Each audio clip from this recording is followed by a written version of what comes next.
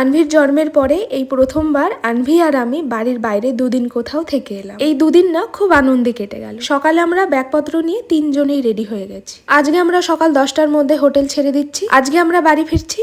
আজকে সকালে আমরা হোটেলে কোনো খাবার অর্ডার করিনি। আজকে আমরা বাইরেই খাবো। আমরা যেখানে ছিলাম তার পাশেই একটা নিরামিষ হোটেল ছিল। বর বলছিল ওখানে নাকি খুব ভালো খাবার পাওয়া যায়, আর এই হোটেলে সবকিছু নিরামিষ। থালিতে ছিল গরম গরম ভাত, কাঁচকলা, গাজর আরো সবজি দিয়ে একটা তরকারি, ডাল, আলু পোস্ত আর ঝুরঝুরে আলু ভাজা। তারপর আমরা বেরিয়ে পড়ি রামপুরহাট স্টেশনে যাওয়ার জন্য। আনভিকে নিয়ে তো এই প্রথমবার বাইরে কোথাও আমার ঘুরতে আসে। ওকে নিয়ে তো এই দুদিন আমি খুব এনজয় করেছি, আর তার সাথে কিন্তু প্রত্যেকটা মুহূর্ত আমি ভয়ে ভয়ে থেকেছি। এই যেমন দেখো, আজকে ট্রেনে ওঠার পরই দেখছিলাম ছোট একটা বাচ্চা কান্না করছে, কোনো মতেই ওকে থামাতে পারছে না। ছোট বাচ্চা মানুষ তো, কখন কিসে খারাপ লাগে ওদের, কখন কি হয় বলা যায় না। আনভি অনেকক্ষণ কোলে ছিল। ট্রেনে ওঠার পর দেখো ওকে এখন শুয়ে দিয়েছি। আর আনভি এখন দুপুরের লাঞ্চ করবে, যেটা আমি ওর জন্য হোটেল থেকে রান্না করে নিয়ে এসেছিলাম। আসার দিন যে ভুলটা করেছিলাম, আজকে যাওয়ার দিন কিন্তু আমি সেই ভুলটা করিনি। মনে হলো এই তো ট্রেনে উঠলাম আর এখনই পৌঁছে গেলাম, আর একটু থাকলেই ভালো হতো।